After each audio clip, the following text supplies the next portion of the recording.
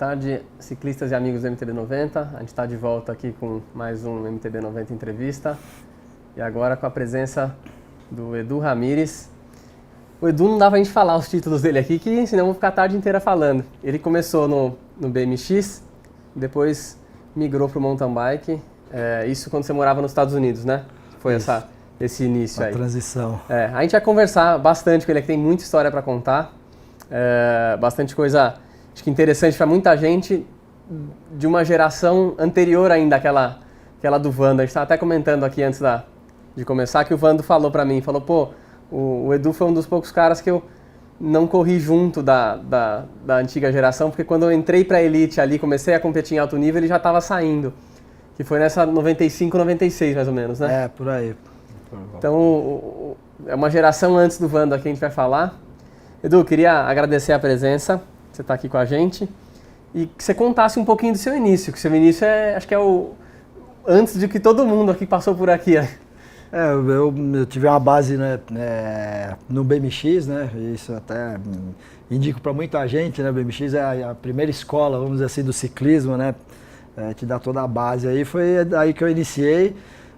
Por conta até de gostar um pouco do motocross, né? Nem conhecia mesmo, perto de casa aqui, até próximo aqui dos estúdios aqui, onde é o Parque do Povo, antigamente foi onde surgiu a primeira pista de BMX, com a Monarch e tudo mais, e fiquei sabendo e fui lá, né, fazer a primeira investida, brincava na rua já com a bicicleta da minha irmã. Legal. E no fim acabou dando certo lá. Que época foi isso, mais ou menos? 79. Então pra quem está acompanhando, acho que muita gente está acompanhando aí, acho que não tinha nascido, hein? Então galera, só para lembrar, vale a pena acompanhar aqui, ele trouxe bastante material que a gente vai explorar depois. Curte a página, vai lá no YouTube também, se inscreve no canal, ativa a notificação para você saber quando a gente estiver ao vivo, acompanha a gente no Instagram. O Edu não tem Instagram ainda, mas Facebook ele tem. Vai fazer Instagram, falou que dá mais uns 2 anos, acho que ele faz.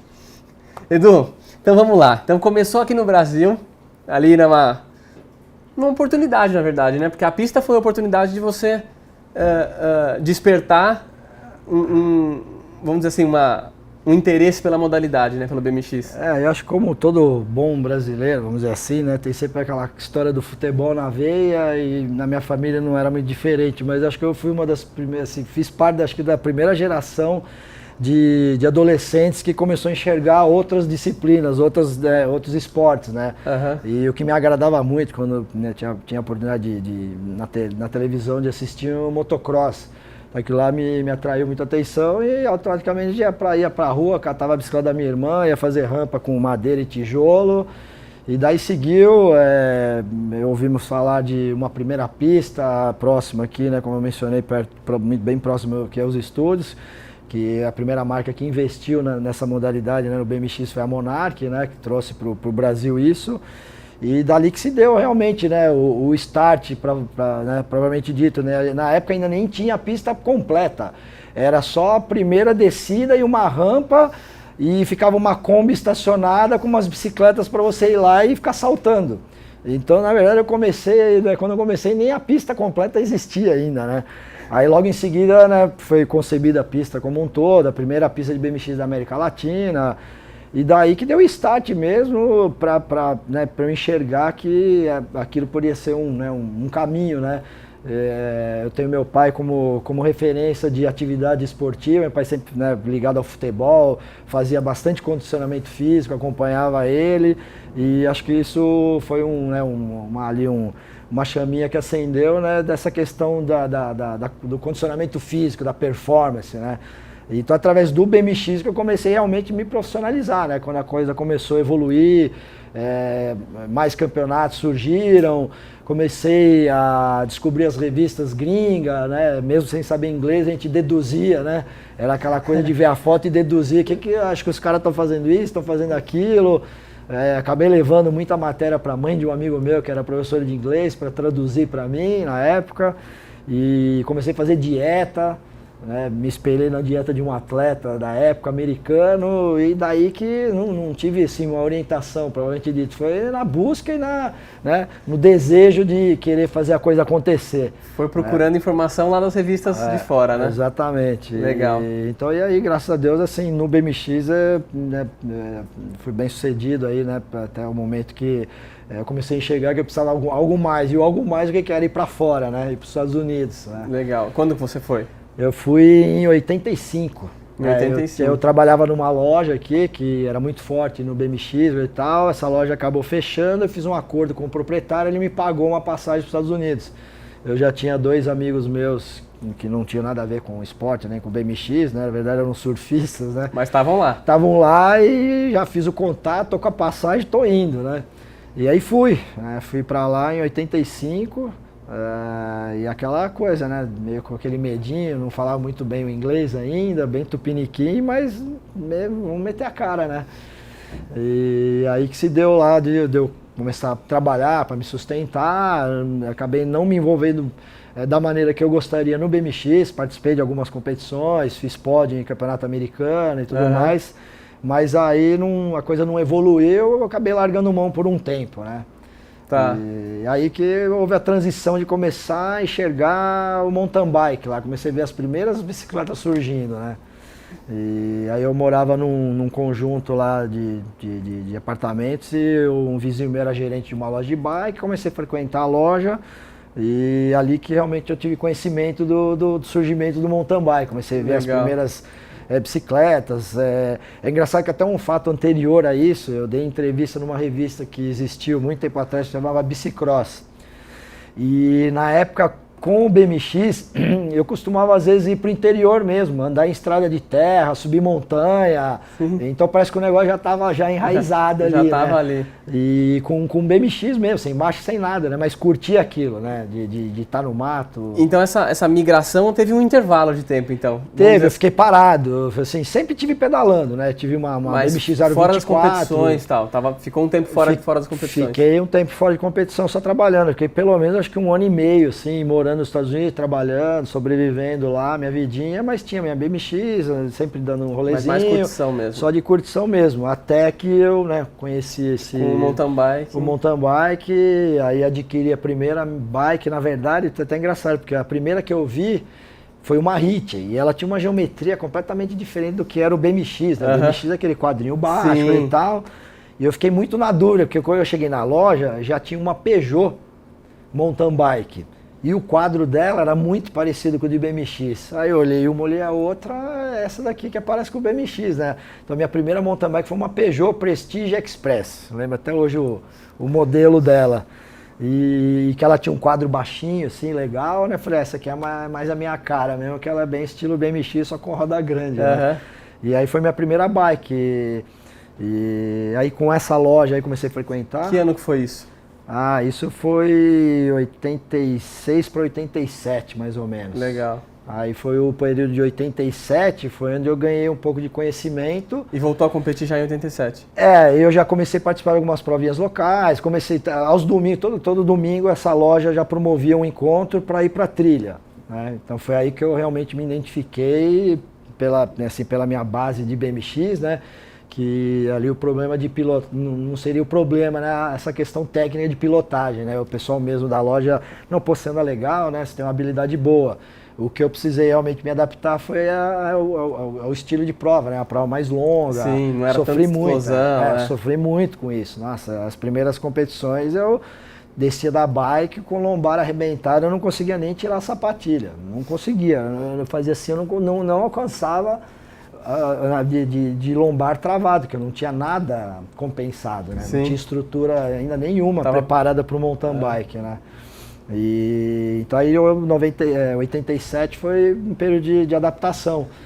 E aí que eu comecei a participar realmente, né? O gerente da loja começou a me levar, acompanhar junto. A primeira vez que eu vi neve, na verdade, foi a primeira prova que eu participei. Nunca tinha visto neve na vida. Falei, não, vai ter uma prova em Big Bear Lake, na Califórnia. Falei, beleza, vamos lá.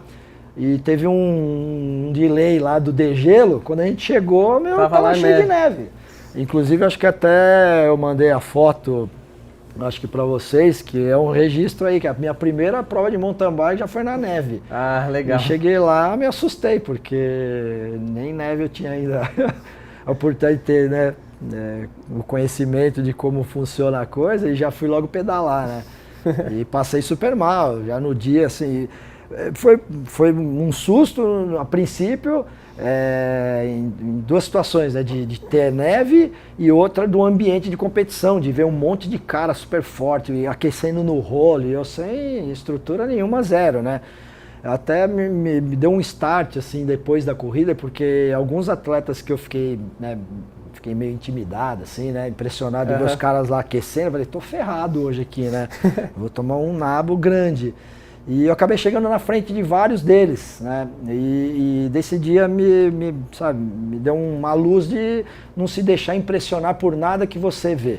Sim. Se você tem um objetivo claro do que você quer, né, é correr atrás, entendeu? E batalhar por isso. Você tem que estar consciente das suas capacidades, então, né? Aquilo lá foi logo de início, assim, me deu um start, assim, uma luz meu nesse sentido, de enxergar já diferente a coisa, né? Não se deixar impressionar por nada, né? A gente sempre fica, né? Eu já viajei com muito atleta, chega lá, fica meio intimidado, não anda do jeito que, né, poderia andar, fica com receio, né? Sim, já perde a prova antes de largar, né? E esse negócio ficou na minha cabeça até hoje, porque eu comento, eu falo muito a respeito disso para diversos atletas. Falei, não se deixa impressionar com nada que você está vendo, faz o teu. Tá? Não, acho que o importante é isso. E assim foi aí, essa transição aí, né, pro mountain bike. E aí, como o pessoal que acompanha MTB 90 já sabe, o Edu, a gente está falando de umas datas aqui que o mountain bike não era ainda reconhecido, né, pela UCI. Não, Então a gente está falando aí de 87 e o Edu já estava, a gente vai descobrir aqui que ele já partiu pro alto rendimento aí dentro do mountain bike daquela época, já em 88. Então foi no seu segundo ano de mountain bike, né? Em 88, ainda morando nos Estados Unidos, né? Obviamente com conhecimento, procurei me aperfeiçoar melhor, mas ainda assim sem orientação nenhuma, né? E já participei, que é aquela história, né? Quando surge algum esporte novo nos Estados Unidos, eles já inventam o mundial deles, né? Sim. E é o que era na época, né? Então existia o mundial de mountain bike organizado pelos americanos, né? Mas já tinha um alto nível, porque inclusive europeus já vinham participar, né? Então 88, junto com um americano amigo meu, juntamos uma grana, alugamos um chalé nas montanhas em Mammoth Mountain, na Califórnia, e em 88 já fui participar do primeiro mundial, por conta. Né? Eu produzi meu próprio uniforme, né? E aí já com o resultado, eu mantive bastante contato com o meu antigo patrão, né, da loja de bike que custeou a minha viagem. A gente mantinha um relacionamento e ele, na época, era muito amigo do José Rubens Delia, porque o José Rubens Delia já era técnico de ciclismo. Né? Ele não tinha conhecimento ainda muito do mountain bike, mas ele já tinha participado de várias Olimpíadas, né? Como técnico de ciclismo, né? Com a equipe da Calói, seleção brasileira. De treinamento ele já tinha. Exatamente. Né? Então ele foi sendo atualizado, né? Do surgimento do mountain bike, né? E da minha pessoa, né? Então, final de 88, a gente começou a estreitar e eu já estava nos Estados Unidos há mais de 3 anos já, com vontade de voltar para o Brasil, né? Eu fiquei esses 3 anos e meio sem ver meus familiares, né? Eu emendei direto. Você ficou direto? Fiquei direto. E então juntou as duas coisas, a minha vontade de voltar a ver minha família e de ter vamos dizer assim, né? O conforto, né? Da casa, né? Com os pais, alimentação boa e tudo mais, para, né, ter 100% de foco. Focar no treinamento. E então, até antes de eu chegar no Brasil, já sendo elaborado todo um planejamento, né? Para quando eu chegasse, a gente já desse o start já no projeto, né? Aí já era um projeto de profissionalização mesmo, né? Assim, já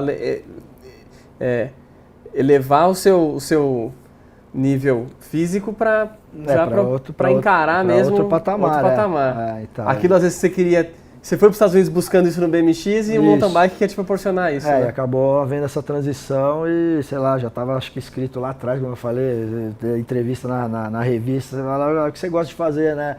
Nas horas de lazer, eu vi tá lá, ir para as montanhas. Tem o comentário, tem o artigo falando isso, né? Então parece que já estava predestinado a virar um mountain biker, né? O pessoal que está assistindo, Edu, fala pra gente, o que você acha que é o ponto-chave, assim, o que é o importante para entrar no mountain bike? Acho que primeiro de tudo é paixão, né? Pelo esporte, né? Pela bicicleta, vamos dizer assim, né? Aí vai da questão de até onde você quer chegar, né? Se você quer ir para um alto nível, altíssimo nível, é um trabalho duro. E cada vez né, o volume de atletas de alto nível tem aumentado. Então, e o pessoal, e a molecada começa cada vez mais cedo, na verdade. Cada vez mais né? cedo. A cabeça de profissional muito cedo. Exatamente, que hoje, na minha época, a gente não tinha recurso de internet, não tinha nada. Era papel, foto de uma coisa que já tinha acontecido há um ano atrás, né? Que você ia, né, ter notícia. E hoje está tudo na palma da mão, né?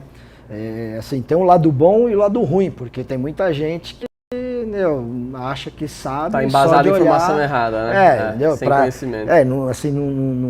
Não tem a ideia de que aquilo lá, para um pode funcionar, mas para outros não, né? Então é uma coisa muito particular. E uma coisa legal que você falou aqui, eu acho que o mais importante é se conhecer e ter consciência do que você quer dentro da modalidade, né? Então você falou até uma outra questão que, assim, eu até acho que a minha geração foi privilegiada em alguns aspectos, do que você falou, se autoconhecer e ter uma percepção do teu próprio organismo, né? Eu não tinha monitor cardíaco, né? Era Por no feeling, percepção, né? De esforço. Então isso apurou muito os meus sentidos, de entender como está funcionando, o que eu estou sentindo naquele momento, e hoje é muito e tá, lógico, né? Vai evoluindo, aquilo lá tem o porquê daquilo. Sim, né? mas às vezes perde essa percepção. Mas eu acho que muito da geração nova esquece de perceber isso. Se arrisca menos. Que é um organismo vivo, você precisa se conhecer. Sim. Né? Não adianta você pegar a planilha lá, o técnico vai te prescrever, e você cumprir aquilo lá 100%. Às vezes o teu organismo não está legal, não tem como você cumprir aquilo. Não é uma receita de bolo, exatamente. Né? É uma coisa que então o diálogo, muito dinâmico. O diálogo com o treinador é super importante. É super importante porque ele está embasado em resultado de teste, laboratório e números. Porque ele está se baseando no estresse físico, mas existe um outro estresse, né? Um estresse mental, emocional, que não sabe o seu dia a dia particular Isso. em casa. Então, o diálogo com o treinador é super importante, né? E essa questão de se conhecer realmente. Né? Não ficar só ali no reloginho e no número. Às vezes tem que até esquecer. Se conhecer até para passar isso, exatamente. Né? Às vezes eu acho que tem que até esquecer, sair para treinar sem nada.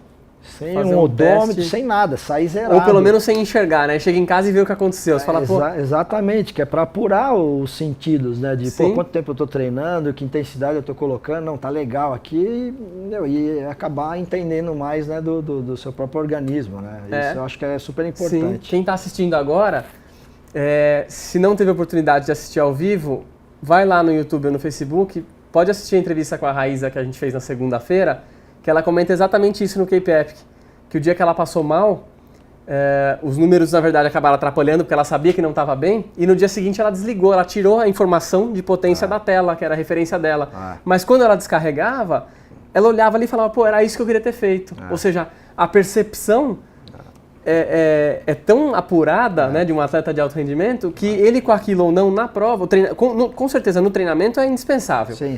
Mas na prova ela rendeu aquilo que ela gostaria de ter feito, mesmo enxergando, né? Então sem enxergar o corpo já sabia onde que tinha que trabalhar. Então assim, vocês de uma forma diferente, né? O amador tinha que ter essa percepção que às vezes hoje só um profissional de alto rendimento tem. Sim. Que o amador tem tem muita informação, tem muita tecnologia para ele se prender e às vezes isso limita o desenvolvimento, o arriscar, essa coisa, isso aí é legal. Então eu acho que é a dica, da mesma maneira que ela mencionou, e é uma coisa que, assim, graças a Deus eu pude perceber isso cedo, sem ter uma orientação propriamente dita, né, de um profissional. Obviamente depois que eu, né, tive o contato, né, e o prazer de trabalhar com o Zé Rubens Delia, eu ganhei outros conhecimentos, né? Justamente dessa parte, né, de toda essa parte de estudo, né, de quem estudou, né, o corpo, a educação física, né, e tudo que envolve né, o condicionamento, né, de um atleta, né? Mas, como eu disse anteriormente, eu acho que a minha geração, poucos deles, puderam perceber isso e eu, graças a Deus, acho que fui um privilegiado de poder perceber isso bastante cedo e ir apurando cada vez mais isso, né? Legal. E até a questão de respiração, eu vejo que muita gente não respira direito também. É uma coisa que eu observo bastante em competição, falo muito, menciono muito, respira, respira. Porque acaba que a própria tensão, né? Que a própria tensão da corrida, muita gente, até alguns que não são atletas que passam pelos cursos de mountain bike que eu ministro às vezes, pela tensão encurta a respiração. E isso faz com que o batimento cardíaco vá lá nas alturas. E eu vejo que muito atleta em competição não sabe respirar. Não trabalha o seu diafragma 100% como ele pode, né, ser trabalhado. Então isso é outra questão, são tudo, né, a questão de entender o corpo, respirar direito, ter um bom sincronismo de troca de marcha também. Eu vejo muita gente fazendo besteira, vendendo as trocas de marcha. Sem dúvida. Então, assim, acho que quem está acompanhando aí, guarda essas dicas aí do Edu, que ele fez um link legal até com os dias de hoje, mas essa relação pessoal com o técnico, esse contato, você passar as informações daquilo que você está sentindo, se abrir um pouquinho mais, né, não ficar uma coisa muito no papel, é interessante. Edu, a gente chegou aí na nossa história aí em 89, que você volta para o Brasil com esse plano, focou bastante em treinamento. A gente tem um vídeo disso, desse período que a gente tem um vídeo? Né? A gente tem um vídeo, a produção vai separar pra gente, tem um vídeo dessa fase de preparação, que a gente vai chegar num ponto aí. Já tá no ponto o vídeo? Coloca pra gente, a gente vai comentando um pouco esse vídeo, que foi da sua fase, vamos dizer assim, da concretização do seu plano de alto rendimento. Exatamente. Quem encabeçou, né, esse plano todo foi o José Rubens Delia, né, que aparece na imagem aí com a sacola, com a bolsa. A primeira imagem aí já faz parte do processo aí, já eu treinei muito no velódromo, acho da excepcional, USP, né? Da USP. Legal. Excepcional o trabalho no velódromo. Hoje acho que é até mais importante ainda que as provas de cross-country encurtou o tempo, né? Então o Zé Rubens Delia que encabeçou esse projeto.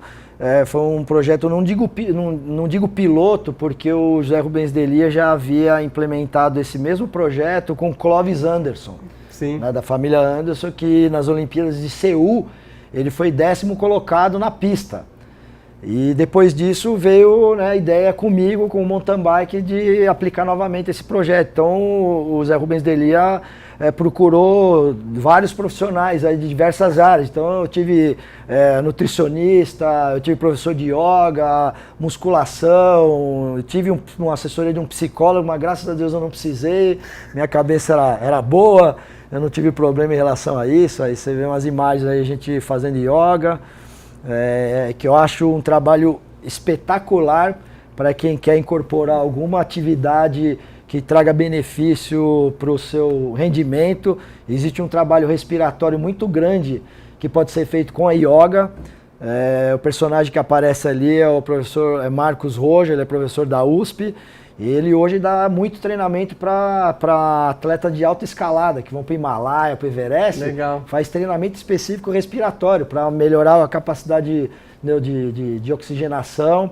Eu fiz um trabalho tremendo, porque quando a gente voltou para os Estados Unidos, a maioria das competições era em altitude, em estações de esqui, 2.000, 2.500, e era super importante, né? Aí, ó, isso aí foi um trecho que você falou que... aí já é uma segunda fase aí, que é onde foi o meu primeiro centro de treinamento no Brasil, né? Porque quando eu voltei para o Brasil, eu nunca tinha praticado mountain bike, eu não fazia a mínima ideia aonde eu tinha trilha.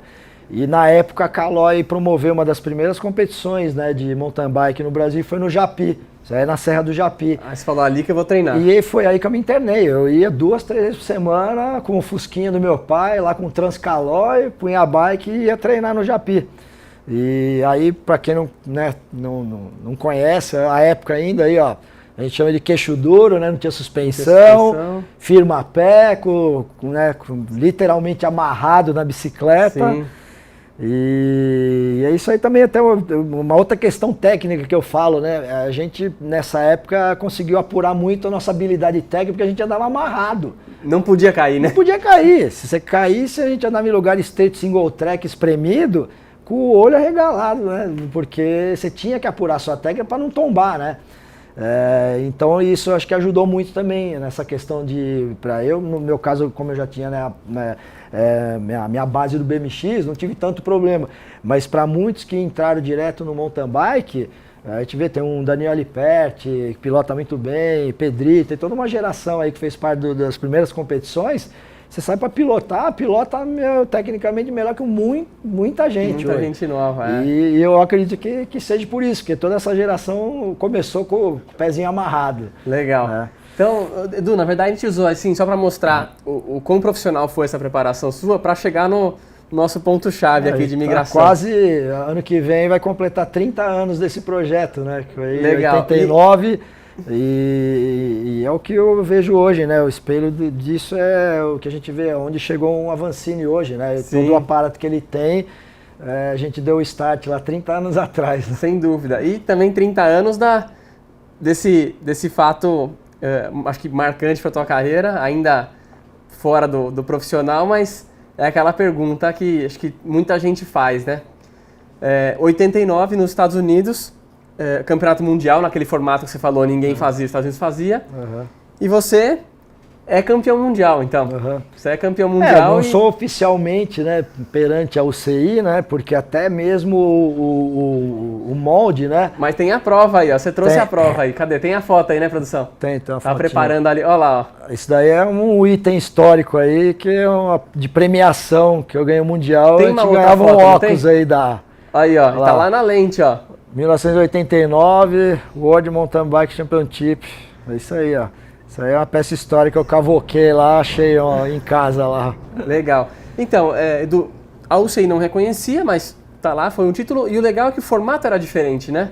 Então, é isso que eu ia mencionar, porque assim, que até uma das disciplinas, a gente já tinha o cross country, o downhill, mas uma das disciplinas que eu até aprendi, e a grande maioria das competições lá fora, eram as provas de subida de montanha, de uphill, que a gente chamava. Então, o formato era as 3 disciplinas. A gente não tinha bicicleta de downhill.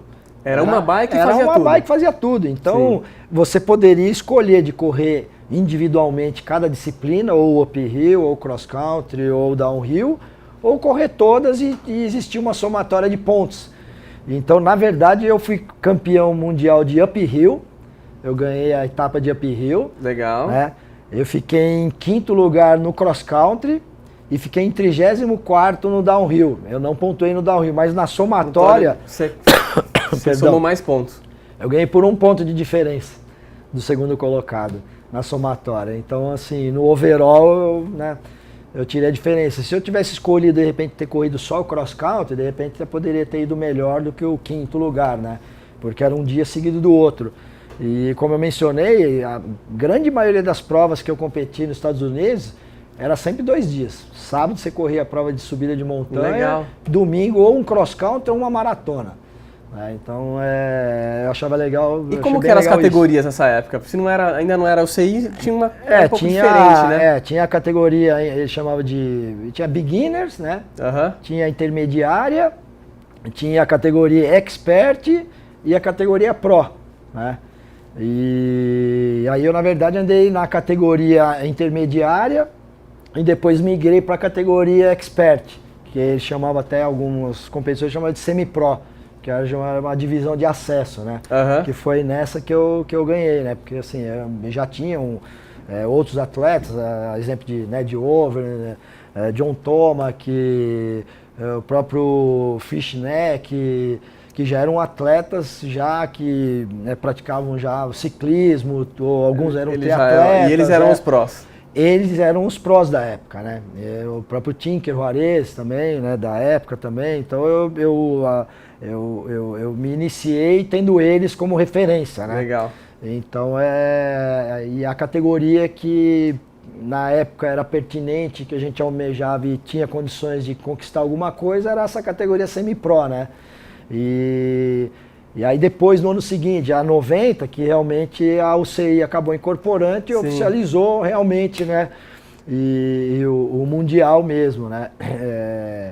E aí, assim, na verdade, na minha carreira, e aí teve os percalços de patrocinador, porque na época a gente tinha ou a Monarch ou a Caloi para patrocinar. Sim. A Monarch já era meio zero à esquerda, praticamente era uma só, né? Era monomarca, né?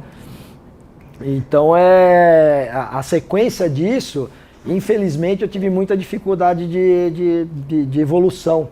Né? Por mais que eu tenha tentado, né? Conquistei vários títulos, várias etapas de brasileiro, que é até engraçado.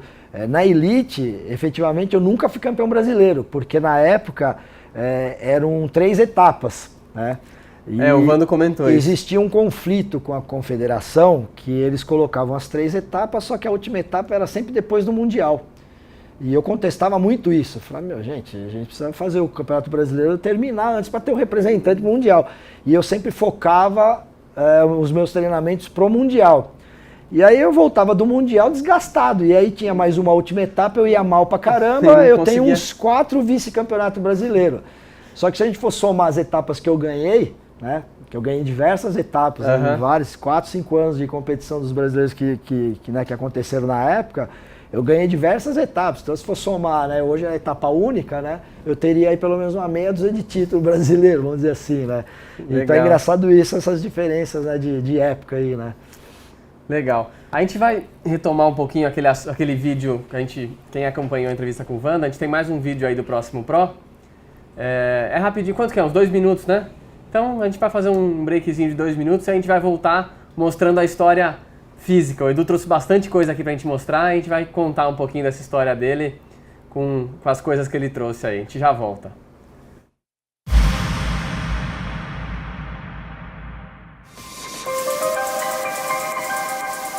Vai haver uma comissão de jurados ultra capacitada para ajudar você a se tornar o próximo Pro. É uma oportunidade imperdível. Temos vários especialistas analisando cada passo. Temos o Daniel Liperti na parte de mecânica, a Marina na parte de marketing com a própria marca Specialized. Temos o Pipo em toda a parte técnica, a Adriana, a nossa treinadora, e eu vou ver a parte de mídia. Então, não perca tempo, essa é a sua hora. Não perca a oportunidade de participar do Próximo Pro, porque isso pode mudar a sua vida. Se você quer ser um atleta, venha, se inscreva, porque aqui você vai ter toda a estrutura, conhecimento e condições de competir, porque o prêmio é entrar para a equipe Specialized 2019. Se você tem interesse, é uma ótima oportunidade para você ter acesso à estrutura de uma equipe profissional que vai poder te oferecer equipamento e toda a assessoria fora da pista, como apoio nutricional, psicológico, parte de mídia. Então acho que o crescimento ele é muito grande no seu rendimento profissional e também para a vida, porque você vai aprender muita coisa fora da bike.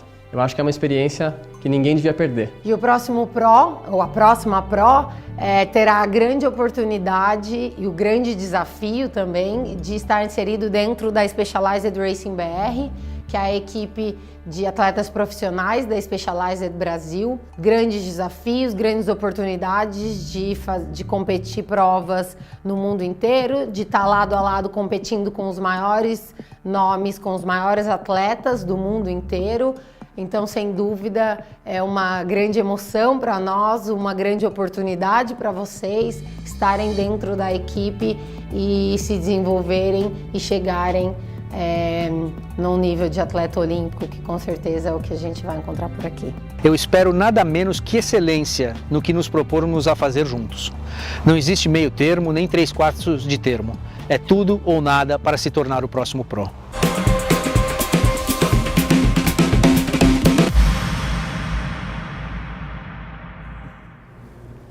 Galera, a gente está de volta aqui com o Edu Ramires e ele está vestindo aqui o prêmio, ó. Foi prêmio do Mundial lá em 89. O óculos que a gente viu a foto, ela tá em grande estilo. Eu não sei mais nem se esse óculos é retrô ou se ele é atual, porque tá voltando esse visual aí. Tá vendo só, meu? Eu nem sabia disso, eu acabei achando lá nos meus pertences, tá lá no meu museu. Já sofreu um acidente aqui, ó, tá sem uma haste aqui já. Aqui. Mas Já deu um PT, tá mas... aí. Esse é o troféu, tem que guardar, né, Edu? Isso aqui a exemplo disso, a gente tem até a minha sapatilha aí, eu também achei a sapatilha que eu usava na época, que eu acho que são dois pertences aí, que eu tenho muito carinho aí por eles aí. Legal. Vou tentar acertar a cronologia das coisas que você trouxe aqui. Acho que essa aqui é mais antiga, né, Edu? Do que tá aqui? Isso aí é um dos pertences da época do BMX, pra quem não conhece. Conta pra gente. Um number plate, uma plaquinha, né, de número aí. E para vocês terem uma ideia, na época a gente não tinha recurso algum, então isso daqui, para vocês terem uma ideia, é de um tubo de PVC. Deixa eu mostrar aqui, ó. O pessoal ver como é que é aqui, ó. Isso aí é um cano de PVC que a gente fazia artesanalmente, no fogão de casa, cortava. E esquentando e moldando, né? Esquentando e moldando, aí fazia o número e fazia produção, tá? Na época, virou até produção, investia uma grana nisso. Depois a gente fez aqui o miolo vazado para não ter tanta resistência, com tela, arrebitado. Então isso aqui também é uma relíquia da minha época. Isso aqui é de 83, 84. Olha aí, tem a minha idade. Aí, Legal. Eu tinha apoio aí da Levorinha, Mad Hats aí de tênis. Essa Mob Center era a loja que eu competia lá, que custeou a minha viagem para os Estados Unidos. Né? Que você trabalhava e depois fechou, né? Isso, ficava na Avenida Ibirapuera. Legal, tem mais coisa aqui, vamos lá. Aí tem umas coisas históricas, mas tem esse aqui agora? Aí tem um tênis. Dá uma olhada aqui, ó. Olha o que o Edu achou. Esse daqui é um Vanza, feito sobre encomenda lá em Los Angeles. Olha lá. A Vans, para quem não sabe, aqui não tem, mas lá nos Estados Unidos eles têm loja lá e você pode encomendar do jeito e da cor que você quiser. Aqui não dá pra ver que tá desgastado, mas tem até uns loguinhos de bike aqui, ó. Os caras estão pedalando aqui, tem uns loguinhos de bike aqui, ó, escrito BMX dá pra ver aqui, sim, ó. Ele foi feito até nas cores, próximo da bandeira do Brasil na época também. Eu escolhi por causa disso, né? Meio verde e amarelo. Então, o Edu tá trazendo a moda aí. O óculos tá voltando, a Vans tá na moda de novo. Tá em dia ainda. O negócio não surradinho, tá na moda. Legal. Isso aqui, esse tem história mesmo. E aí tem um pouquinho de vestuário de duas marcas de bike que eu tive aqui, na época. A GT, que é uma das marcas muito conhecida aí, ela se iniciou no BMX, até tem uma história, né, relacionada à GT, porque quando eu quis adquirir quando eu fui para os Estados Unidos com todo o meu histórico aqui do esporte aqui no Brasil, nas minhas conquistas, levei artigo de revista e tudo mais e fiz contato direto com a fábrica da GT em Huntington Beach. E me deram abertura para ir lá, juntei meu dinheirinho, na época acho que eu juntei $450, e tive o prazer de conhecer o dono, o Mr. Gary Turner, que é as iniciais GT. Levei o artigo, foi super receptivo, chamou na época até um atleta da equipe GT para me acompanhar no estoque da fábrica, para eu escolher todas as peças, né, que eu queria, né, para a montagem da bicicleta. E para minha surpresa, quando eu cheguei no escritório de volta, ele me deu a bicicleta de presente, eu não precisei nem comprar. Então isso aí é mais uma parte da história, assim. E na verdade até a Headline aqui, né, que essa marca também super famosa no BMX, ela até começou antes da GT, né, que a primeira bicicleta importada que eu tive no Brasil foi uma Headline, né, que inclusive quem trouxe foi o proprietário da loja Mob Center, que o nome dele é Antônio Celso Fortino. Ele até tem um histórico, a família dele tem um histórico relacionado à bicicleta. O pai dele foi presidente da Caloi, foi presidente da Confederação Brasileira de Ciclismo. Legal. E a gente tinha uma visão muito apurada do desenvolvimento. Ele trouxe 2 bicicletas importadas para o Brasil, né? Foi uma felicidade e uma tristeza, porque ele trouxe uma ficou comigo, a outra era uma... eu não lembro o nome, GHP, era Greg Hill Productions, um outro atleta americano, e a outra bicicleta ficou com outro atleta da equipe, né? Passado 6 meses ele tomou a bicicleta de volta e ele serrou ela no meio para poder analisar os tubos. E então foi uma felicidade e uma tristeza pra gente, que a gente teve a oportunidade de ter um baita de um equipamento na mão e depois acabamos ficando sem, né? E aqui Tem uma calça também que ele E aí trouxe, uma ó. calça aí da época também. Isso Diz aí, ele ó. que é do BMX, mas pra mim parece mais do Evil Knievel. É da época, acho que deve ter sido... E já tem as cores, temos ED90 aqui, ó. Então, esse aí mais um item aí dessa época aí dos anos 80. Bem legal. Então essa daí é a fase BMX aí, que a gente teve que garimpar com muita Fuçou no vontade armário aí, lá. né? Agora, acho que aqui, E aqui eu trouxe mais uns itens pra aí quem prestou históricos. atenção no vídeo, Essa é uma lá no peça- velódromo, é uma dessa, né? Isso, exatamente. Aí Aqui, ó. naquele vídeo mostrando toda a minha preparação para o Mundial. Essa aqui é a precursora da sapatilha que a gente usa hoje. Que é praticamente uma chuteira, É né? quase Mas, é praticamente uma chuteira, a gente já vê que as marcas Mas- aqui da onde ficava no pedal, né? Dá pra ver aqui. E do esforço cravado ali, É. amarrado. Então prendia com firma-pé, dá pra ver aqui, deve ser marca da cinta, né? Que tá gasto aqui. Isso, exatamente. As correias que apertavam e você ficava realmente preso à bike. Porque pra você soltar, você tinha que ir lá e aliviar. E você vê como é que as coisas vão e voltam, né? Hoje a minha sapatilha, uma Giro que eu tenho... É de amarrar de de mão. amarrar, exato, quase igual essa, né? Só muda o solado Muda a sola realmente, pra- né? Mas aqui a parte, né, visual dela aqui é quase isso, né? Legal. Então esse é um item, aí eu corri o Mundial com essa sapatilha, né? Foi com ela que eu competi o Mundial. Então uma outra peça aí de... Essa tem que guardar, né? de museu aí. Peça histórica. Putz, muito legal. Histórica. Muito legal ver, Aí eu ver trouxe isso aqui. um número aí, a primeira prova do Campeonato Americano que eu participei também, na época na categoria entre 18 e 26 anos, né, que está anotado aqui, né. Então eu participei de algumas etapas do Campeonato Americano também. Começou Legal. a tomar um rumo já um pouquinho mais profissional realmente, né. Esse aqui não mudou muito pro de hoje. É. E aí tem algumas coisas mais atuais. Deixa eu colocar aqui em cima pra gente dando uma olhada, já de uma outra época, né? A gente pode dizer. Isso, Já competindo numa outra categoria, com bons resultados, lógico. Que só pra gente chegar no tempo aqui, na cronologia correta, 95, 96 deixou a Elite. Isso, Deixou. E aí, mas continuou competindo. Na verdade eu também, foi por durante uns acho que 2 anos, assim, por aí, eu fiquei meio fora do circuito, né? Sempre pedalando, óbvio, né? Sempre fazendo trilha, quando tinha um tempo aí legal, né? Junto com a galera aí dessa geração aí, né? Do Aliperti, Pedrito, tem bastante gente legal aí da época que ainda tá rodando por aí. E me mantinha ativo, né? E aí, na verdade, até surgiu o contato com um amigo que é engenheiro, foi engenheiro da Caloi, e eu tinha uma proximidade com ele em função disso. Ele acabou indo trabalhar para uma outra marca, uma marca aí já conhecida hoje no mercado, aí que está no Nordeste, e acabou me convidando para, se eu não queria vestir a marca, e voltar a competir, né? E aí eu falei, legal, né? Ainda tá meio correndo né, no sangue aqui, né? A vontade de competir, tem, né? E aí acabei voltando, né, representando essa marca aí, e voltei só que aí na categoria Master, né, na época, né. E quando eu voltei eu já tava com a idade mais ou menos que o Vandinho tá aí agora, né, beirando os 40, né.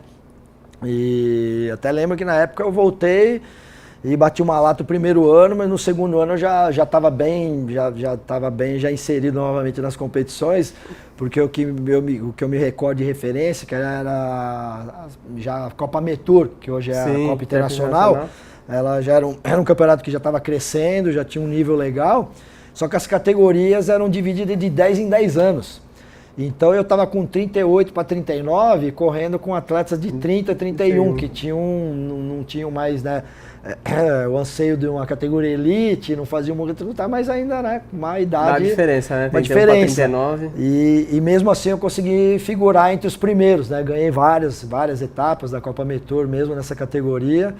E aí que acendeu a chama. E aí durante um bom tempo eu permaneci. Eu digo que depois aí que eu voltei na Master aí, fiquei ativo por uns 10 aninhos.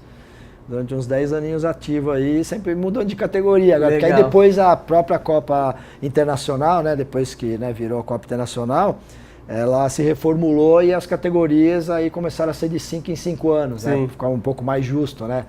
que até era um pouco do que a própria UCI, né, vinha divulgando como categoria Master, né, para subdivisões de idade, né, ficar uma coisa mais justa, né, não 10 em 10 anos. Porque tem uma idade que esses 10 anos dá muita diferença. Dá muita né? diferença. Então, Né? Se você precisa estar, assim, que nem eu pegava atletas de 31 anos, eu com 38 para 39, tem condições de você estar ali, né? Exemplo do Wanderlei, né, meu, tá com a idade avançada, mas está fazendo frente ainda. Sim. Só que você tem que ser aplicado em dobro, né? Porque a idade pesa, né? Claro. A recuperação é mais lenta. Claro. Mas é para todo mundo também, né, Edu? Então para todo mundo, né? Então, mas com essa diferença de 10 anos, quem está lá na outra ponta, lá em cima, né, já mais velho, faz uma diferença e tem que, né, redobrar o esforço, né? Sim. Vamos lá, tem pergunta aí, a produção separou a pergunta essa é do YouTube, o Cadinho, perguntando para o Ramires quais as modalidades e categorias que você já correu. Na verdade, eu me iniciei, né, no BMX, né, e na época, quando eu iniciei, já até também tinha uma idade, a gente lá na época tinha adulto A, adulto B, adulto C, né, tinha essa divisão de categoria por idade. Uhum. E aí eu corria na adulto, se não me engano, acho que era adulto D, que era a última, vamos dizer como se fosse a elite, vai. Tá. Então eu comecei no BMX já com uma certa idade que já me colocava nessa categoria, certo. Né? E aí me desenvolvi bem. No mountain bike, né, obviamente a única modalidade que existia era um tipo de bicicleta só, né, então vamos dizer assim, com ela você fazia tudo, você corria cross country, e aí você corria na Expert que você falou, né? Aí eu comecei, né, na Beginner, na Beginner. Fui na Beginner, depois passei para intermediária, categoria intermediária, e depois passei para Expert, né. Nos Estados Unidos eu nunca cheguei a competir como profissional. Até no BMX, sim. Quando eu mudei para os Estados Unidos, eu participei de algumas competições e cheguei a competir na Elite, mas no BMX, né? Tá. A Elite foi aqui no Brasil mesmo, no mountain bike, aí só quando eu voltei, que aí realmente, né, o esporte começou a se desenvolver e aí eu passei a figurar, né, como um atleta de elite, né? E aí, até mesmo aqui, na época, a gente tinha bastante provas de subida de montanha, maratona, que na época a gente chamava de trip trail, né? Que muitas provas ela largava num ponto e terminava em outro, tinha que fazer todo um deslocamento, arrumar carona, né? E depois acabou que virou esse formato não vinga, funcionou, né? Muito bem. É muito difícil. E o próprio downhill, né? A gente fazia com a mesma bicicleta, mesmo equipamento, só mudava alguma coisa. Até você falando disso, uma curiosidade aqui já antecipando, no Mundial de Mammoth, onde eu, né, ganhei o título, no dia do downhill, era a mesma bicicleta. A bicicleta teoricamente mais leve que uma de downhill. E o downhill era diferente do que é hoje, era um estradão, era pedalado, velocidade, né? Pura. Foi o que o Vando falou, punha uma Coroa 53 e... Era speed racer o negócio, entendeu? Era dar 90 por hora na descida, só que em Mammoth Mountain, a descida era uma avenida com pedra que você perdia a visibilidade. Chacoalhava tanto que perdia a visibilidade. Só que antes disso, o que eu pensei? Preciso colocar lastro na minha bicicleta, né? Colocar peso. E o que eu fiz? Eu enchi uma caramanhola de 750 ml de areia e coloquei, passei um silver tape, entendeu? E coloquei um lastro, entendeu? Não tinha regulamento, não tinha nada, foi ali da minha ideia. Foi na hora. E aí coloquei uma caramanhola de 700 ml de areia, passei um silver tape para ela não pular, não cair. Mas a prova era literalmente isso. Eu lembro que, você dava umas largadas de mão e a bicicleta pegava tanta velocidade que você perdia a visibilidade. Ou você freava para começar a retomar, né, a visibilidade, ou era PT, era rola na certa. Então a descida era soltava, segurava, soltava, segurava. E era no limite da visão, né? E uma das coisas que até hoje, eu fiquei impressionado na hora, que a força que você fazia no guidão para segurar isso era tamanha que quando eu passei a linha de chegada, que eu tirei a mão do guidão, eu acho que eu fiz tanta força que acho que o sangue não conseguia nem correr mais na veia. A hora que eu tirei a mão do guidão, começou a formigar os meus dois braços. E foi uma impressão e um sentimento que eu tive na hora que eu nunca mais tive na vida. Entendeu? É descer mesmo, te monta, eu não lembro quantos quilômetros tinham na época a descida, não me recordo agora, mas era coisa de 6, 7 quilômetros de descida. Bastante, nossa. Era bastante, era cansativo, era bem cansativo, chegava bem moidinho. Então tem essas particularidades que a gente ia se virando lá, coloquei um lastro na bicicleta para ela ganhar mais velocidade. Legal. Né? Tem mais uma pergunta do Facebook, do Fabrício José de Souza. E a bike do Senna, você ainda tem? Conta pra gente, Edu, que bike é essa? Infelizmente eu não tenho, era a bike do... Graças a Deus eu tive a oportunidade de conhecer o Ayrton Senna numa fase da vida, quando eu frequentava ainda o velódromo, né, o José Rubens Deli ainda era professor de Educação Física da USP, e tinham aulas regulares da Educação Física de ciclismo. Então eu chegava cedo, a gente fazia o meu treino, e depois eu ficava junto com o Zé Rubens Delia para ajudar ele com os alunos, né? E o Ayrton Senna fazia a preparação física dele, o condicionamento físico na raia de atletismo dentro do CPUSP, com o Nuno Cobra. E o Zé Rubens era muito amigo do Nuno Cobra, né? E por algumas vezes a gente foi até a raia olímpica, né, de atletismo e acompanhamos e batemos um papo. E aí o Ayrton Senna mesmo na época mencionou que dos royalties, das marcas, né, tudo que ele estava licenciando e tudo mais, né, uma delas era a bicicleta, que ele queria fazer alguma coisa, né. E foi assim, só de falar ficou arrepiado, porque foi lamentável, porque a gente estava evoluindo no processo de desenvolver um campeonato de ciclismo, né, por conta da Fórmula 1 coisa e tal, com o nome, né, um GP Ayrton Senna de ciclismo e tudo mais. E infelizmente acabou acontecendo a fatalidade e isso ficou ali guardado, né? Mas depois uma outra pessoa acabou pegando a representação da marca e trouxe as bicicletas para o Brasil, né? Eram fabricadas por uma marca italiana, chamada Carraro, que licenciou ela, e eu passei a assessorar essa importadora com assistência técnica e montagem das bicicletas, né? E aí tive uma bicicleta, andei, competi com ela, mas infelizmente acabei passando adiante, fiz essa besteira e hoje, infelizmente, eu não tenho ela. Mas tem algumas por aí, eu sei que tem algumas por aí rodando. Então tá aí, tá respondida a pergunta aí, o Edu teve a bike, mas infelizmente não tá mais com você, não, né? Vamos agora numa outra fase já da sua carreira.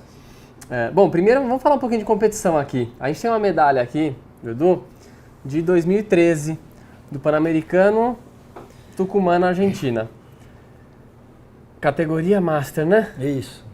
Então o Edu tem a medalha aqui. Tá aqui, ó, a medalha. Tá mais uma prova do resultado aqui. Deixa eu mostrar aqui atrás. Vamos lá, Campeonato Pan-Americano, dá pra ler aí, né?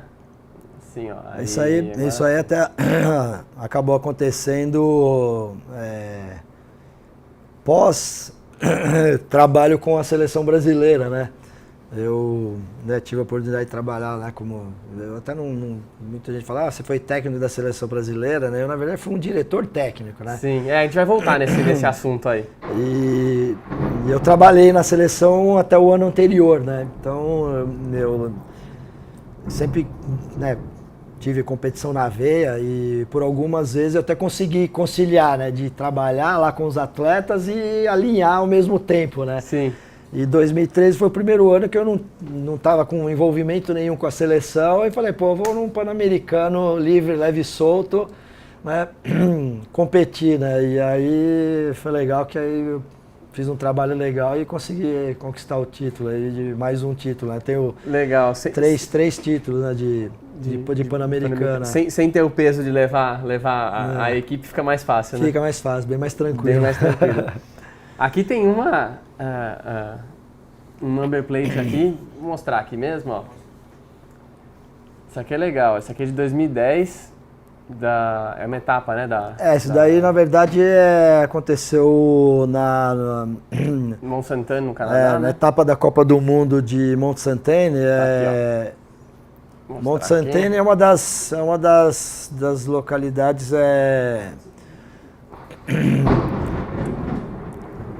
que há mais tempo está no cenário mundial de mountain bike, da Copa do Mundo, né? Sim. E nesse ano, eles completaram 20 anos, né, de organização, né, de Mundial e Copa do Mundo, né? E eu tive a grata surpresa, até por intermédio da Jaqueline Mourão, ela já morando lá, né, no Canadá, eles iam organizar uma competiçãozinha comemorativa com lendas do mountain bike, né? E aí a Jaqueline, sabendo da notícia, mencionou a meu respeito, né, para a organização. E eu tive a grata surpresa de receber o convite, né? Eu já estava com a viagem programada de qualquer jeito com a seleção, né? E aí pude participar com diversos atletas aí, com o Ned Overend, Greg Herbold. Tá aqui, né? Você tem um... E aí, no final, eu sou um grande admirador do Ned Overend. Tem um autógrafo. E aí pedi, no final da competição, pedi o autógrafo. Se eu consigo focar aqui. Não vou conseguir? Aí, agora sim, ó. Tá, dá pra ver. Aqui, ó. Eu sou um grande admirador do Ned Overend, é um cara que eu me espelhei muito aí na época que eu estava, né, no alto rendimento e aí tive a oportunidade de trocar uma ideia com ele e pedi o autógrafo para ficar registrado aí. Então isso foi assim, tenho muito carinho por isso, pelo reconhecimento lá de estar junto a diversos atletas lá que fazem parte do cenário mundial aí, né? Bem legal isso aí. Acho que é uma... Acho que para você é uma coisa bem legal de guardar pelo fato de ser uma data comemorativa para o evento de Mont-Saint-Anne e você ter a oportunidade de rever, né, alguma dessas lendas, suas referências lá no começo e poder pegar um autógrafo. Foi realmente uma grata surpresa, fiquei muito contente. Tem mais uma outra lembrança aqui, um negócio bem legal, que o Edu foi para a Olimpíada de 2008 como diretor técnico, né, da equipe. E aí ele estava me dizendo aqui, ó, que são só os diretores técnicos ou quem é da equipe técnica? Todos os diretores técnicos de todas as disciplinas, né, das Olimpíadas recebem essa medalha comemorativa, né? Então tem uma medalha aqui, ó, que eles ganharam lá. E assim, tem duas situações, vamos dizer assim, né, que eu... tem uma particularidade, as duas disciplinas que eu pratiquei, tanto o BMX quanto o mountain bike, eu tinha um sonho de ir para a Olimpíada como atleta. Sim. E tem só essa pontinha aí de frustração, que eu não consegui realizar isso como atleta, porque o BMX entrou há pouco tempo, até o mountain bike entrou antes, até do próprio BMX, né? Eu já não praticava mais, e o mountain bike também, né? Quando eu já não estava mais... você já tinha tirado o pé, Eu já tinha tirado o pé, já não estava mais em alto rendimento, e aí que fez olímpico. parte das Olimpíadas. Então, assim, mas eu tive o grande prazer de participar de uma Olimpíadas, sentir toda aquela energia que eu digo a vocês que é uma coisa diferenciada. Mesmo como técnico, fiquei muito emocionado em diversos momentos, que é um momento único para qualquer um que está envolvido, não só para o atleta, mas isso daí está mais um item aí que eu guardo com muito carinho aí, fico bastante grato por isso também. Muito legal. E Edu, depois então foi o último Pan-Americano, né, 2013? Isso, a nível competitivo foi 2013. E hoje compete ainda ou não? Até o ano retrasado até estava competindo, agora conquistei. Mas pedala ainda? Sim, estou pedalando, mas tirei bastante o pé. É só a terapia agora? Eu fico com bastante vontade de entrar na rotina, mas quando entra na rotina é justamente esse o ponto, né? Eu me admira muito ainda o ambiente de competição, mas como o próximo ano vamos completar, vamos dizer assim, 30 anos, né, de toda essa trajetória, né? Sim. De disciplina real ali, né? De rotina, né? E isso é cansativo, né? Então, por mais que eu ainda queira, eu entro num ciclo ali de uma semana de treino, eu já falo, não, de novo não. Então, assim, a cabeça de atleta de alto nível é difícil, né? Para todos eles. Tem alguns que assimilam melhor, outros não, né? E, assim, ainda quero, almejo, até pensei esse ano ainda em me preparar para ir competir um Mundial Master, mas não vai ser possível, mas ainda almejo, quem sabe em 2019, voltar num alto nível, assim, para competir um Mundial Master. E lá brigar no Mundial. Legal. Vamos falar então um pouco, chegar mais próximo dos dias de hoje. Você está com a camisa aí da equipe que você é, o coordenador técnico, né? Isso. Queria que você falasse um pouquinho dessa mudança, depois que você saiu da diretoria técnica da seleção brasileira, o que aconteceu, e aí mais pra frente a gente vai falar da questão das provas, que você já organiza há bastante tempo também. Então isso foi uma experiência que eu tive a oportunidade, né, que, vamos dizer assim, caiu no meu colo, né, até em questão da seleção, infelizmente por conta do falecimento, né, do Antônio Fernandes, Sim. que era uma peça importante aí do cenário, trabalhou na Calói, na seleção brasileira por diversos anos, e era muito amigo, e ele, infelizmente, ele faleceu. A gente teve a oportunidade de ter o último evento que ele esteve presente foi num MTB de 12 horas. E, infelizmente, na segunda-feira, desmontando o evento, ele teve um infarto fulminante e tivemos essa infeliz notícia, né? E a seleção brasileira ficou meio sem pai, né? E um certo dia eu recebi um telefonema do seu Bruno Calói. Né? Eu era o atleta mais experiente na época já, né? Com competições internacionais e tudo mais, me oferecendo se eu gostaria, né? Se eu poderia, né, assumir essa posição de cuidar da seleção, né? Na época foi o Campeonato Pan-Americano no Equador. E eu falei, beleza, vamos abraçar, né? Meio com medo, né, de assumir essa responsabilidade, né? Porque efetivamente a organização de uma seleção, né, de viajar para fora com um monte de atleta, todo esse aparato, realmente eu não tinha. É uma outra responsabilidade. Outra responsabilidade. Então fui assumir a responsa, mas com certo medo e receio. Mas para minha grata surpresa, as coisas evoluíram naturalmente e fui super bem aceito pelos atletas aí, né? E com isso eu fui evoluindo e ajudando até a própria dinâmica da seleção. Eu falo isso, né, porque até na minha época, quando eu era elite, a gente batia muito de frente com a Confederação Brasileira. Né?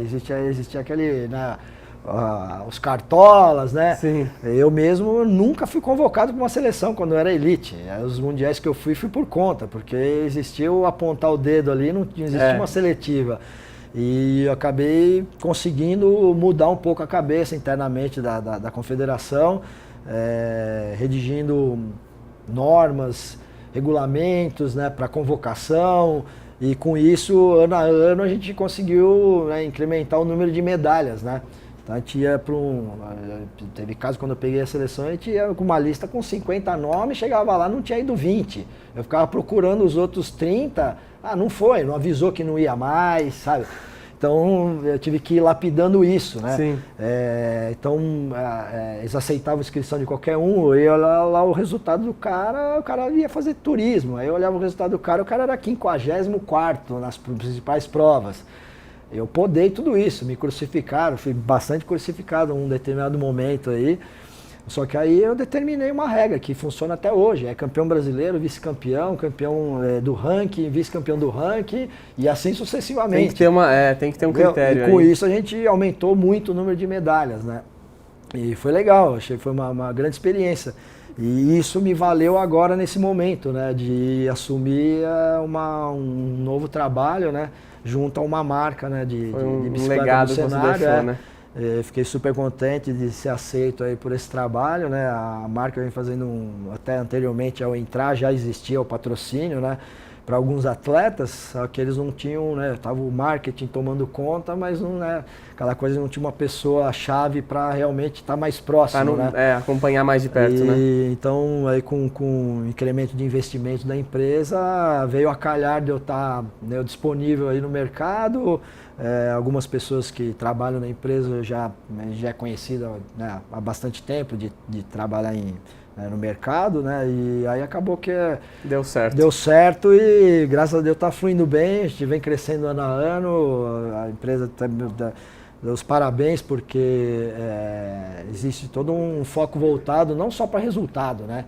É realmente o trabalho de fixação da marca no mercado. Consolidação, né? Um trabalho regional também, é muito bem feito esse trabalho regional, tanto é que a gente patrocina atletas de Brasília, de Goiás, da Bahia, de Minas, de São Paulo, no Sul, Santa Catarina. Então tem todo um trabalho envolvido, não só voltado para resultado, né, de competição propriamente dito, lógico que a gente almeja, né? Eu quando cheguei lá, cheguei cheio de energia e me deram uma desacelerada. Não, amigos, pode ir mais de boa aqui que, né, a gente tem todo um trabalho aí, né, não só de resultado de competição, mas o trabalho de marca. De mesmo, consolidação, né? E eu sou grato, muito grato aí pela oportunidade de estar prestando esse serviço aí e tendo o respaldo deles, né?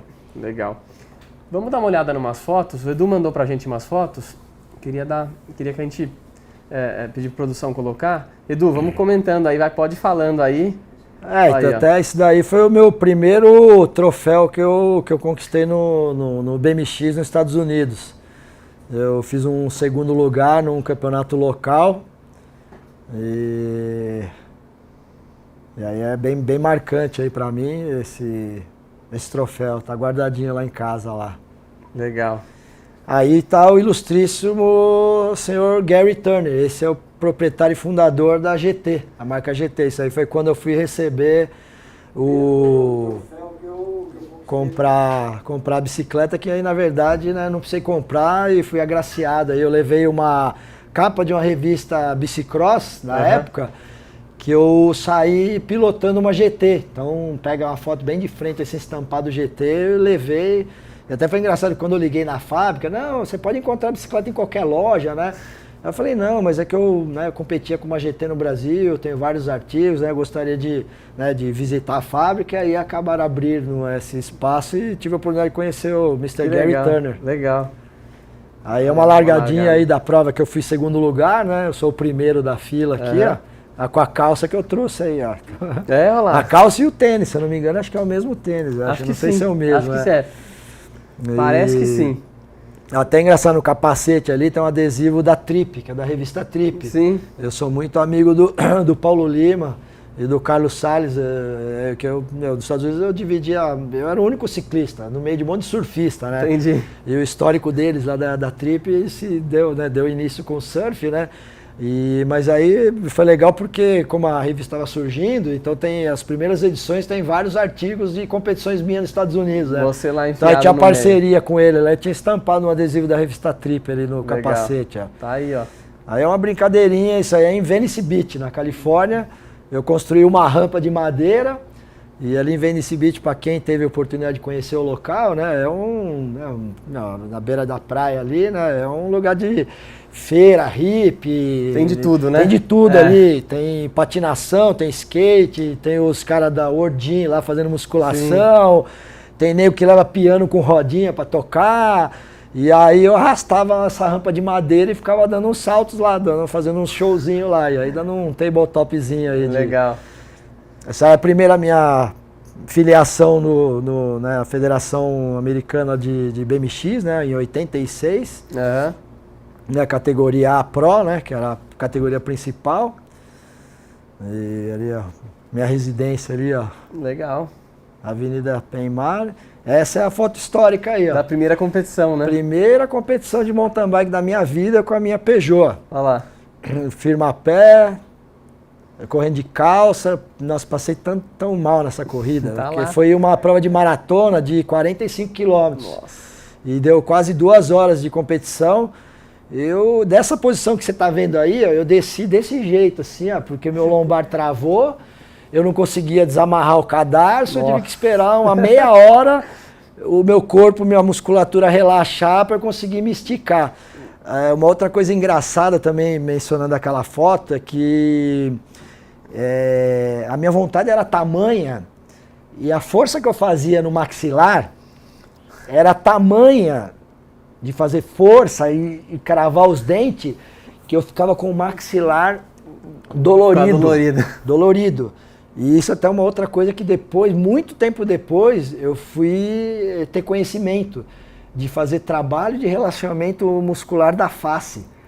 Entendeu? Eu comento até para muita gente, se você olhar um cara no Tour de France, naquelas etapas au concours, você vê atleta lá que tá assim, ó, você fala, meu, não é possível que o cara não tá fazendo força. Ele tá fazendo força. Na perna, né? Só que ele sabe relaxar a face, porque a gente tem tanto músculo na face que isso é gasto de energia. Sim. Né? O Nesse ponto alto crucial rendimento, ali é o sim. cara economizar o máximo de energia possível. Depois que eu fui entender isso, entendeu? Sim. Que você precisa trabalhar a face também e relaxar, saber fazer força relaxando a face para economizar energia.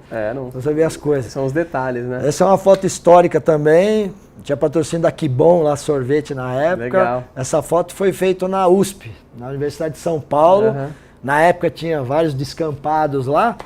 E a gente ficava lá e quem fez essa foto aí, na verdade, foi para a revista Fluir, que é uma outra revista também de surf que surgiu, que eu tive a oportunidade de conhecer todos os fundadores, que a loja que me patrocinava, a Mob Center, que era na Avenida Ibirapuera, o proprietário era amigo dos fundadores da revista Fluir. Então eu tive muita proximidade com eles e essa foto foi feita por eu não lembro quem fotografou, mas foi para a revista Fluir essa foto também. Legal. Essa é da revista Bicicross, que é a pista da Monarch, a primeira pista da América Latina, na Marginal, onde é o Parque do Povo, ao lado da pista da ponte da Cidade Jardim. E foi um artigo, né, lá os pilotos pedalam e os ciclistas pilotam, né? E você vê que eu tô saltando até mais que o cara da moto aí, né? E ali atrás eu já não manjava muito de pilotagem de moto, né? E ficou meio desconecto ali a coisa, né? A fotinho menor ali, eu fiquei meio para trás ali, né? E, então foi uma matéria que a revista quis fazer desse comparativo, Legal. né? E é até engraçado porque ainda nessa época os pilotos de motocross não tinham a visão de utilizar a bicicleta como preparação física. E hoje todo piloto de motocross tem a bicicleta como parte da preparação física, né? Legal. Tem mais essa acho que é uma das mais antigas que tem aí, isso aí é 79, ó. Na verdade, você vê, a pista ainda estava sendo preparada, isso aí é onde é o Parque do Povo, né? Que existe todo um parque lá. Ah, e aquela, só tava com a largada e a primeira rampa. Isso, e aí ao lado ali era um monte de campo de futebol de várzea, né? Entendi. E até ao lado, que não aparece, existia uma pista de motocross, chamava Cross Center. Né? E, então era uma área bem ampla ali, que depois virou o que virou hoje, mas essa foto é bem histórica, isso aí é preto e branco, se eu não me engano é de 79 essa foto. Legal. Um dos primeiros registros. Olha, tem Isso aí era o primeiro campeonato Monarch de BMX que aconteceu, né? Eu ganhei essa bicicleta aí de premiação, essa bicicleta tinha freio a tambor, era freio a tamborzinho com lona. Sim. Uma BMX Monarch. A pessoa que está ao meu lado ali é o Júnior. O Júnior fez parte da JNA. Quem é das antigas deve lembrar de uma marca que surgiu, JNA, que era Júnior, Nelson e Adrian. Eram os 3 sócios. O Nelson hoje é o da Notable, que faz as coroas que o Vando mencionou. É um dos fundadores da JNA. E o Júnior, que está ao meu lado ali em segundo, fez parte dessa. Aí também é super histórico, se vocês podem ver ali dos nomes ali, ó. Christian Fittipaldi, tá ali no meu pé, ali, agachadinho. Ele andou de BMX. Olha ali, que legal. O avô dele tinha um terreno na Granja Viana. Depois disso daí, a gente até acabou indo lá e construímos uma pistinha meio de BMX no meio dos eucaliptos. Né? E o Christian é engraçado, que ele fez parte aí, né, do início, né, uma base de BMX, depois largou mão total. E aí, obviamente, foi para o automobilismo. E aí foi engraçado porque muitos anos depois, eu reencontrei numa situação crítica, que ele sofreu um grande acidente na Fórmula Indy, né? Quando ele chegou competindo na Indy, ele arrebentou a perna, joelho e tudo. E ele procurou o José Rubens Delia para fazer toda a recuperação dele, e a gente fez a recuperação dele no ciclismo. E aí eu ia para a estrada com ele. E depois ele se tornou um apaixonado por ciclismo, virou um alucinado, já participou do Brasil Ride. Sim, e continua pedalando. E virou um alucinado, Legal. mais do que eu. Né? Então é engraçado que é bem histórico. Tem mais uma aí, ó. Essa é a placa histórica, né? Lá da pista, né? Da pista, né? Já é um ano depois, tá ali fevereiro de 80, né?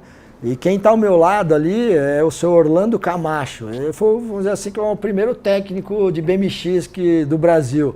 Ele trabalhava na Monarch na época, a fábrica da Monarch era bem próximo, né? Até da onde a gente tá aqui, né? Era aqui atrás a fábrica da Monarch, dos estúdios aqui perto do Shopping Morumbi. E ficou na mão dele, ele que coordenava toda a equipe lá de BMX, as apresentações, que depois que eu fui aceito como membro da equipe de BMX, qual que era o intuito da equipe? A gente tinha uma Kombi e a gente fazia shows nos bairros em São Paulo. Vai ter aniversário do bairro do Itaim. Então ia ter uma festividade, a Monarch ia lá, a gente montava uma rampa de madeira no asfalto e ia um caminhão com um monte de colchão de tatame. Sim. Esparramava tatame pela rua e a gente saltava e aterrissava nos tatame. Então o tatame era para aliviar se houvesse alguma queda, né? Se houvesse alguma aliviar queda, o estrago. para aliviar o estrago, para a gente não arrancar o couro no asfalto, né? Legal. Essa já é atual. Então isso aí foi logo no ano que eu ingressei aí na equipe, né? Foi uma fotinho, né, modeletes aí, né? Isso aqui foi também uma grata surpresa, que eu fui agraciado aí por essa placa aí comemorativa no primeiro ano do Shimano Fest, em Santana do Parnaíba, né? Fiquei super surpreso. E tenho guardado em casa. Essa é a foto dessa medalha, né? Foi a foto aí do título que eu ganhei na Argentina, dessa medalha que eu trouxe aqui, ó, em 2013. Aí, ó. A medalhinha, campeão pan-americano. E essa foi na Guatemala. Então, que eu tenho um título no Equador, 2008, 2010 na Guatemala, que é essa daí, e 2013 na Argentina. E tem um vice na Venezuela também, junto com a seleção. Legal. Isso aí também, muito legal receber... O guidão de ouro? O guidão de ouro, na época acho que eu recebi por conta do MTB 12 horas. Se não me engano, legal. foi por conta do MTB 12 horas. Legal. E aí algumas fotos históricas aí também, né? Ali, tô vendo ali que tá o Oswaldão, não me lembro se é o Mazaron ali ao lado também. O Oswaldão, você correu Elite com ele? O Oswaldão, na verdade, a gente tem uma história longa, né? Porque a gente já batia guidão no BMX, né? Ele sempre veio, ele é um pouco mais novo que eu, né? Então, no BMX por Mas uma trajetória parecida, né? Sim, bem parecida, porque ele, né, teve toda a base no BMX, quando surgiu o mountain bike, obviamente ele já, né, se ingressou no mountain bike e a gente... E aí você parou ali em 95, 96 você parou e quando você voltou para correr Master ele estava lá, né? Então, só que aí como existia uma divisão de categoria, ele dava uma baixa. Em algum momento a gente acaba ficando junto por 1 ou 2 anos. Depois ele já fica uma baixa. Depois eu saio, ele fica ainda, né? Então, mas a gente acaba voltaram a bater guidão aí depois a gente acaba sempre batendo guidão, tenho muito carinho pelo Oswaldão aí, pelo histórico dele também, batalhador pra caramba. Infelizmente é aquela questão, né, cultural de a gente não ter, né, para algumas, não só no mountain bike, né, como em outras modalidades esportivas, o reconhecimento que, né, que não é merecido, né? Que muita gente aí deixou de ter, né? Mas é isso. Vamos falar um pouquinho, o pessoal perguntou, tiveram algumas perguntas sobre as provas, né? O Edu também é organizador de prova há bastante tempo, mas vamos falar do atual aqui. Então você tem uma prova que é de sua, vai ser a organização sua mesmo, você que está planejando tudo, que é o desafio, né? Então, eu, assim, depois já de muitos anos aí à frente de organização do evento, junto ao Sampa Bikers, né? Tenho uma parceria com o Paulinho, do Sampa Bikers, né? Já há muitos anos.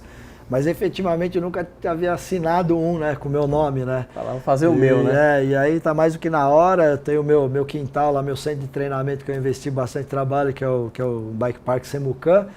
A gente já sediou, né, onde nasceu o MTB 12 horas, na verdade, até, né, faz parte da história do mountain bike, teve um né? campeonato brasileiro de mountain bike. E aí ele ficou lá, por vários anos ele ficou meio hibernando, né, que estava sem condições de uso, segurança e tudo mais, né?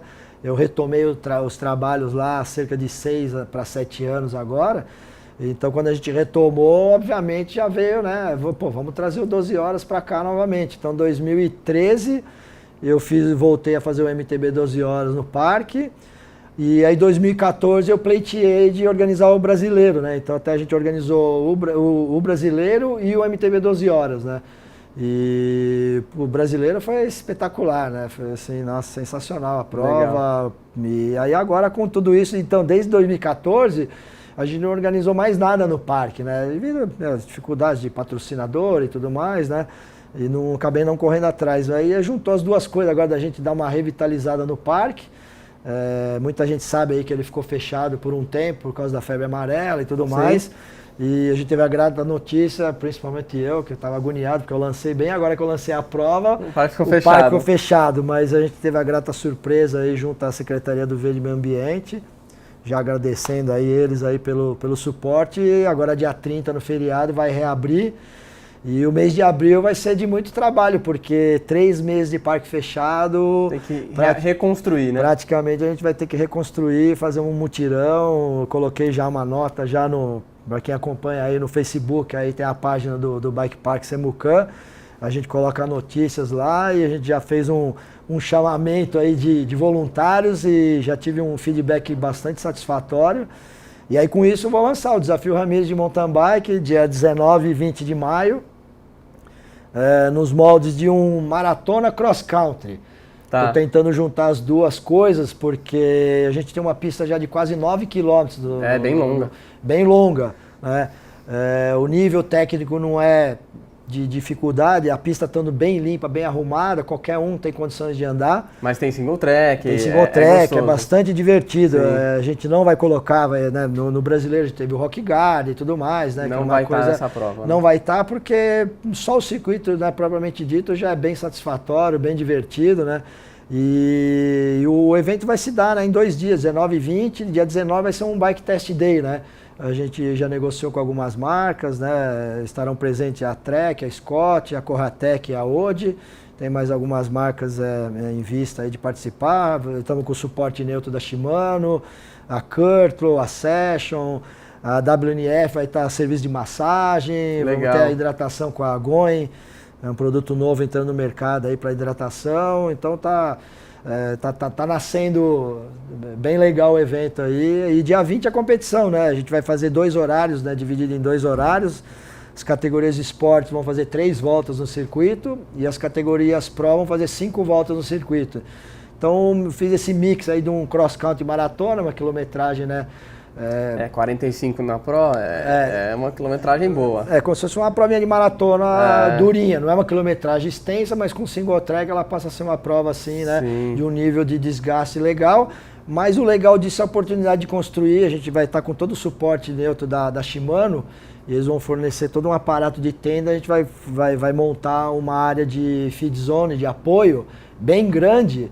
Que isso que é o legal, uma prova de maratona tendo a possibilidade de passar Cada 9 quilômetros você tá ali, né? Diversas vezes passar na arena, né? Que as provas de maratona a gente sabe, larga, fica lá esperando 1, 2 horas depois de aparecer o primeiro, você tem que fazer o deslocamento, às vezes bem longe da área de apoio, Sim. né? Então, meio que quis juntar, facilita a logística, né? Exatamente. Para a estrutura de equipe. Então, juntar as duas coisas, revitalizar o Semucan, né? Trazer as marcas que... o que acontece? O evento... É para a gente dar realmente o start da gente colocar, fazer a homologação oficial. A gente está trabalhando junto à Secretaria, né, Municipal de Esporte de São Paulo, para que o Semucan faça parte do calendário e que seja um circuito homologado, porque é uma disciplina olímpica. Entendi. E hoje no Brasil a gente não tem um circuito homologado como um centro de treinamento da disciplina mountain bike. Então, pelo histórico, pela proximidade, esse é o trabalho que a gente quer fazer posterior ao evento. Sim. De deixar um legado de uma pista homologada de uma disciplina olímpica, né? E trazer as marcas para colaborar, né? Porque a gente vai precisar de bastante apoio. E acho que tá numa região que favorece, né, São Paulo, as marcas estão aí, muitos atletas, o acesso é relativamente fácil para quem vem de avião, então é uma prova que tem tudo para... Tá, e de evento a gente... E aí na sequência, junto ao Sampa Bikes, né, a gente vai ter esse ano o MTB 12 horas, né? A gente pleiteou de até mudar de data, mas com a quantidade enorme do calendário. O calendário não permite, né? E a gente acaba mantendo ele em novembro, né? Ele vai ser 18 de novembro.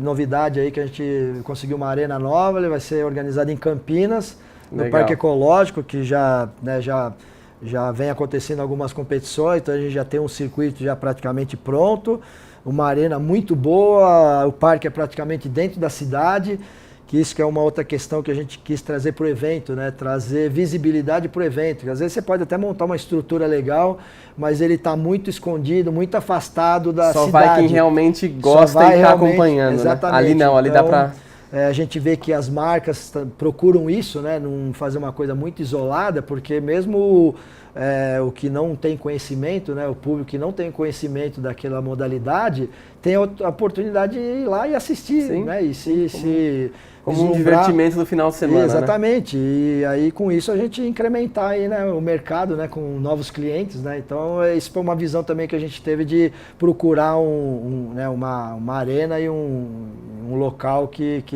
dê essa possibilidade, né, de visibilidade. Legal. Edu, agradeço a presença, queria deixar um espacinho para você agradecer as marcas que te apoiam aí, a equipe que você faz parte. divulgar mais uma vez sua prova, se quiser falar onde faz a inscrição aí pro pessoal acompanhar, fica à vontade, que aí depois eu encerro. Então eu queria agradecer primeiro o convite aí do pessoal aí do MTB 90, o Bob aí, parceiro de longa data aí, já viajamos muito, fiz parte aí da cria dele aí como atleta, né, junto ao Zé Rubens Delia. Queria agradecer esse convite aí de você realmente. E mais uma vez agradecer todo o apoio aqui que eu recebo aqui da ODE e as suas marcas, né, coligadas. O grupo faz parte do grupo Izapa, né, um grupo grande, e eu estou, né, extremamente grato aí em fazer parte dessa família. E aí a galera toda aí que vem, né, apoiando a gente no trabalho com o Semucan, vamos precisar muito. Legal. E em relação ao evento, ao Desafio Ramírez, as informações estão no site da desafioramires.com. Só.com? Isso, só.com. Tá, Desafio Ramírez, www.desafioramires.com. A gente tem a página no Facebook lá, oficial Desafio Ramírez, de mountain bike, todas as informações da inscrição. Essa semana aí, fiquem atentos aí, tá o primeiro lote de inscrição com preços promocionais está se encerrando. Legal. Então quem quiser aí participar, quiser pegar um precinho aí melhor, já fique atento aí que encerra dia 30 aí o primeiro lote.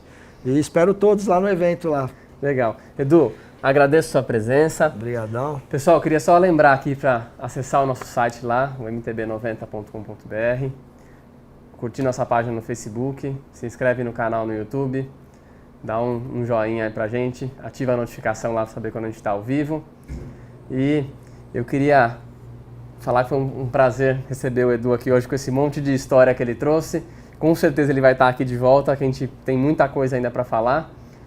E agradeço a audiência aí de todo mundo, as perguntas que a gente recebeu. Semana que vem a gente está de volta com mais um MTB Entrevista. Uma boa tarde a todos aí, obrigado.